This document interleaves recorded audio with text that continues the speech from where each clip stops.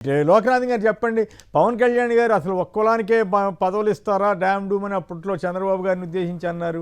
మోడీ గారికి పొగుడుతూ కూడా చెప్పారు. మీకేమనిపిస్తుంది ఇప్పుడు ఆయన ఇచ్చిన పదవులు? జనసేనకి 4 మంత్రి పదవులు ఒకటే గొప్ప అనేది టీడీపీ వాళ్ళ గొడవ అంటారు. టీడీపీ వాళ్ళే తిట్టుకుంటున్నారంట, ఏంది న్యూసెన్స్ ఇదంతా ఇట్లా చేస్తున్నాడు చంద్రబాబు అని మీరేమనుకుంటున్నారు? కొమ్మనేని గారు విలువలకి తిలోదకాలు ఇచ్చే కూటమిగా ఇవి ఉంది. ఎందుకంటే బీజేపీ కంట్రోల్లో ఈ ప్రభుత్వాలు ఉన్నాయి. పైన ఏం చెబితే అది వినే పరిస్థితి తప్ప ఇంకోటి ఏం లేదు. ఇప్పుడు సెలెక్ట్ చేసిన వాళ్ళు కూడా చూసుకుంటే పార్టీలు ఫిరాయింపుదారులకు మాత్రమే ఇచ్చారు. ఇది పచ్చి దుర్మార్గమైంది. ఎందుకంటే ప్రభుత్వాలు అనేవి విలువలకి తిలోదకాలు ఇవ్వకూడదు. విలువల్ని పరిరక్షించే పద్ధతులు ఉండాలి. ఆ రకంగా పరిరక్షించకుండా విలువలు లేకుండా పార్టీలు మారేవాళ్ళు, పార్టీని కూని చేసేవాళ్ళు, ప్రజాస్వామ్యాన్ని కూని చేసేవాళ్ళు అట్లాగా ప్రజాప్రతినిధులుగా ఎంపిక చేయడం అనేది సరైనది కాదు. అట్లాగే ఈరోజు మనకు తెలుసు పవన్ కళ్యాణ్ గారు మాటలన్నీ ఎలా ఉన్నాయంటే బీజేపీ కంట్రోల్లో మాటలు తప్ప ఆంధ్ర రాష్ట్ర ప్రయోజనాల కోసం మాట్లాడుతున్న సందర్భం లేదు. ఇప్పుడు ఆయనకి చంద్రబాబు నాయుడు గారి మధ్యన కూడా ఘర్షణ, రేపు ముఖ్యమంత్రికి సంబంధించిన దాంట్లో కూడా ఘర్షణ పడుతున్నట్టు అర్థమవుతుంది. ఎందుకంటే మన హోమ్ మినిస్టర్ గారి మీద కానీ మిగతా మంత్రుల మీద కానీ వాళ్ళు మాట్లాడుతున్న పద్ధతి చూసుకుంటే ఎవరికి విలువిస్తున్నట్టు ఏం లేదు. అంటే ఎవరి పెత్తనం జరగాలన్నది, పవన్ కళ్యాణ్ పెత్తనమా లోకేష్ పెత్తనం అన్న దాని మీద వీళ్ళిద్దరికి మధ్య గొడవలో చంద్రబాబు గారు వీక్ అయిపోయాడు అనేది ఒక అభిప్రాయం. ఖచ్చితంగాను స్పష్టంగానే కనిపిస్తా ఉంది.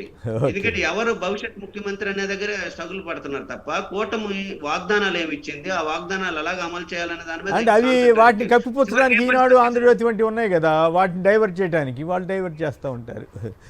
ఎందుకంటే కాకినాడ పోర్టుకి వెళ్ళాడు, సీజ్ చేయమనండి. ఒక డిప్యూటీ సీఎం గారు సీజ్ చేయాల్సిన ఇదేముందండి, వచ్చి ఆర్డర్ ఇస్తే ఖచ్చితంగా చేసేస్తారు. అది పెద్ద సమస్య కాదు. అంత సమస్య ఏంటంటే ఏవైతే వాగ్దానాలు ఇచ్చారో వాగ్దానాలకు భిన్నంగా వ్యవహరించే పద్ధతి ఉంది. ఇప్పుడు నాగబాబు గారు ఉన్నారు, నాగబాబు గారికి ఏ అర్హత ఉందని ఈరోజు ఇస్తున్నారు? అందులోని సీఎం గారి నాగబాబుకి ఇస్తున్నామని చెప్తున్నారు. ఆయన ఏమైనా పోరాట యోధుడా లేకపోతే రకరకాలని ఒకవైపున ఏమని చెప్తున్నారు, వంశపార్యాపారానికి సంబంధించిన దాంట్లో మేమేం పదవులు ఇవ్వమని చెప్తున్నారు. చంద్రబాబు నాయుడు గారు లోకేష్కి ఇస్తారు, పవన్ కళ్యాణ్ గారు నాగబాబు గారికి ఇస్తారు. ఏం ఇండికేషన్స్ ఇస్తున్నట్టు?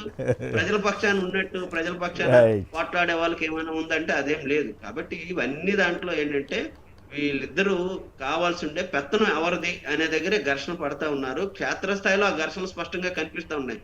పెన్షన్లు దగ్గర లేదు, టీడీపీ జనసేన వాళ్ళు కొట్టుకోవటం దగ్గర కూడా చూద్దాం. అవన్నీ ఇప్పుడు టీడీపీ జనసేన కంటే కూడా టీడీపీలోనే ఘర్షణ తిట్టుకుంటున్నారంట. ఏంది ఇట్లాంటి పదవులు వీళ్ళకి ఇవ్వటం ఏంటి, ఈ గోల ఏంది, నాగబాబుకి ఏంటి, అట్లాగే సానా సతీష్ ఏంటని టీడీపీ అనలిస్టులే వాళ్ళ వీడియోలు చేస్తున్నారు. దీని మీద ఏంది టీడీపీ ఇట్లా అయిపోయింది, కూటమి ప్రభుత్వం ఇట్లా అయిపోయింది,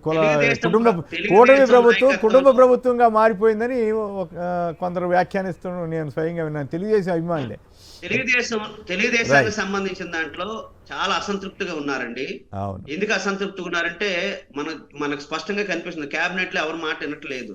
కింది స్థాయిలో కూడా ఎమ్మెల్యేలు కానీ ఎంపీలు కానీ ఎవరి మాట వినే పరిస్థితి లేదు. ఒకప్పుడు కంట్రోల్ గా ఉండేది, క్రమశిక్షణ కలిగిన పార్టీ అనుకునేది. ఇప్పుడు ఆ పరిస్థితి ఏం లేదు. డబ్బులు ఎవడు కులం ఉంటే వాడి పెత్తనం తప్ప ఎవడు కంట్రోల్ చేసే స్థితిలో లేదు.